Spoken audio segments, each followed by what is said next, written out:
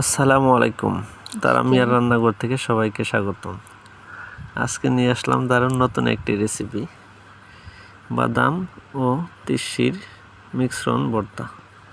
আজকে এই মজাদার ভর্তা করার জন্য আমি প্রথমেই রসুনগুলাকে ভেজে নিয়েছি, পেঁয়াজ কুচিকে ভেজে নিয়েছি এবং পেঁয়াজ দিয়েছি, রসুন দিয়েছি, দিয়ে দিলাম পরিমাণ মতো সরিষার তেল এবং পরিমাণ মতো দিয়ে দিলাম লবণ।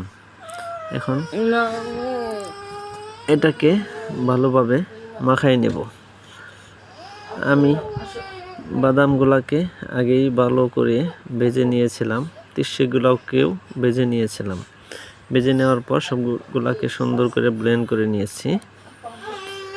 আমি দিয়ে দিলাম বাদামগুলা এবং দিয়ে দেব তিসিগুলা দিয়ে দেব, দিয়ে এটাকে ভালোভাবে মাখাবো। আমি যেহেতু শুকনো বাদাম ভেজেছি এবং সাথে তিসিও দিয়েছি, সেহেতু বেশি জর্জরা হয়ে গেছে। এখানে আমি হালকা পরিমাণে গরম পানি ইউজ করব, এটাকে একটু সফটনেস নিয়ে আসার জন্য। দেখেন ভর্তার কেমন গ্রেভি টাইপের একটা কালার হয়েছে, অস্থির একটা কালার, যে দেখবে সেই খাইতে চাবে।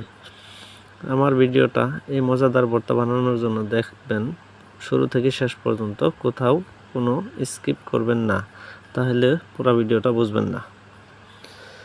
এবং আমার চ্যানেলটিকে অবশ্যই সাবস্ক্রাইব করে দেবেন এবং যারা ফেসবুক থেকে দেখছেন লাইক ফলো করে দেবেন এবং বন্ধুদের মাঝে ভিডিওটি শেয়ার করবেন এবং কমেন্টে জানাবেন মতামত। ভালো থাকবেন। খোদা হাফেজ।